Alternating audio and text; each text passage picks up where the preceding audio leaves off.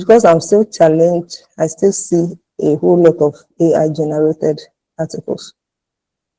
So, and that's why I want to emphasize it on it again. I know it's quite easy. If you read my book, you see, most times when you are trying to beat deadline or it just looks easy. But then that's not the way to go. Like I told you, I don't write with AI. There's a way it makes me feel.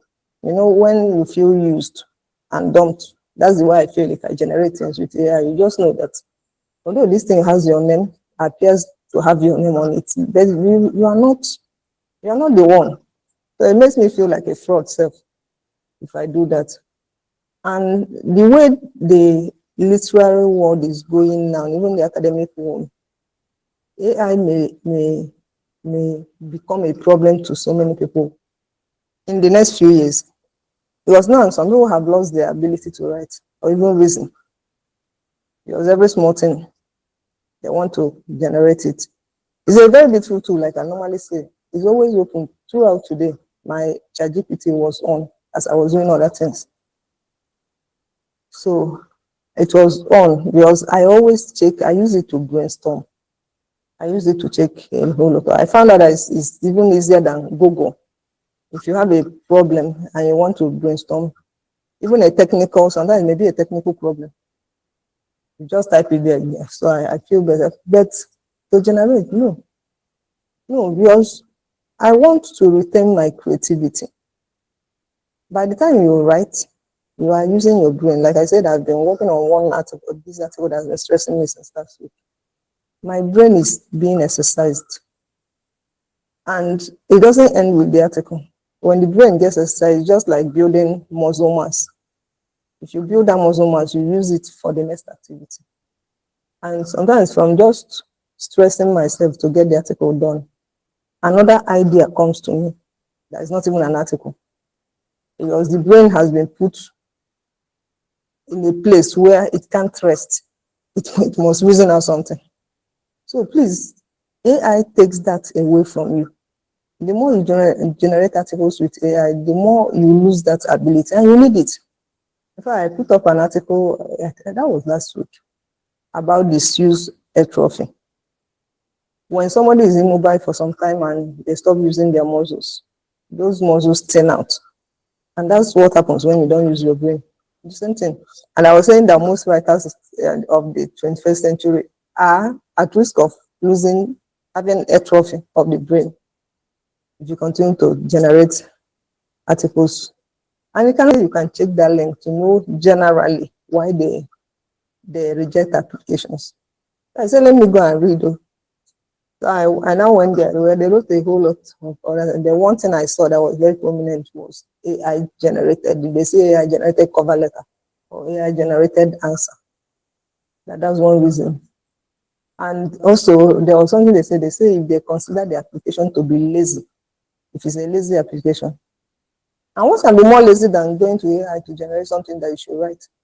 That's a sign of laziness. So I picked up a lesson from that. You can lose opportunities because of AI, because everybody's eye is now open to watch out for AI generated content. So please.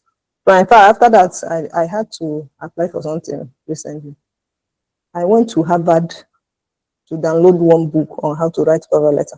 And from beginning to end, I wrote that cover letter myself. And I was even happier when I saw what I wrote than the one AI usually generates. Then it can also affect your integrity. Like I said, using AI can make you look like you are a fraud. Well, you didn't go anywhere to rob anybody. You didn't go anywhere to steal money. But that's the way it looks. That instead of you writing, you outsourced it. And then you put your name as the writer. So it looks like fraud. So it can actually affect your integrity. Go back and read that book. You know, that book is a very short book, but very direct on some things. Then it can harm your readers. One thing ChatGPT doesn't know how to do is to say, I don't know. It says it once in a blue moon. So most times, once you put in something there, it will go into just run off to write whatever. Some of them you can't even be able to verify. I don't know where it gets some of the things it writes. You know, I continue talking. Some of those things cannot be verified. And when I look at some of the articles, you'll be wondering, how can somebody write a whole section? Let me assume treatment. And you have a whole lot of information on treatment from beginning to the end. And no single reference, no single hyperlink.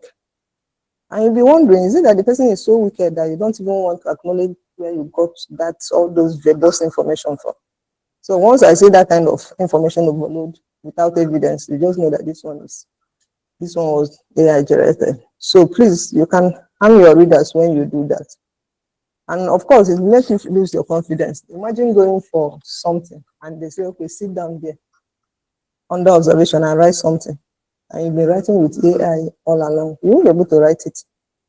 And you know, some of these multinational, that's the kind of interview they do. They will just set up a laptop and also give you a task to do that. But there was recently that I did that kind of thing. They just sent a PDF document and asked me to review what they have on that PDF and make my comments. And the funny thing, they didn't send it as Google Docs, they didn't send it as Microsoft Word. The PDF wasn't an editable PDF. So you can imagine how tough those people can be. So they wanted to see how I'll be able to manipulate that PDF and make a comment on it. But thank God I learned that. That's why everything, no matter what you learn, is not a waste. Recently, I had to do some things with a bank, and they sent some documents, and I asked them to send the table format of the PDF. But they responded that I should use iPDF. That was my first time of hearing that. So I just went and I saw that with iPDF, you can actually edit any form of PDF. And that was what I did that day. I just used iPDF to edit that document and sent it back to them. So sometimes if you are put under pressure and you've been using AI, how will you be able to? So that's why you shouldn't. I've mentioned lack of accuracy. So why I want to emphasize this, I've been seeing a lot of markers of AI. For some of you, I mentioned it so that you know that even though the AI score that you provided was less than 4, I still noticed it. Because it's very easy to notice anyway. It's very easy. It's like I normally say, it's like a uniform. Once I open a document, you see it staring at you. You know, one of the principles of ultrasound, the man that taught us ultrasound, he said that you know what a dog is because your mother told you so. That's why you can see a dog and say, okay, this is a dog or this is a cat. Because either your mother or your father told you that this is how a dog or cat looks. That's how. So we call it pattern recognition. If you see something over and over again, it registers in your brain. So once you see it, that bell will ring that this is it. And if you look at the health websites, go to WebMD, Cleveland Clinic, and you don't see that there. So, and that's why I'm very particular about that. So if you generate your article with AI, then you know that you rewrite it again. Because once I see it, I will revise it in a way that you rewrite it, so that it doesn't have that look. So please, it's beautiful. Researching is beautiful, like this sweat allergy and writing about, and at the end of the day, I will know so much about it. I won't even need to read it again.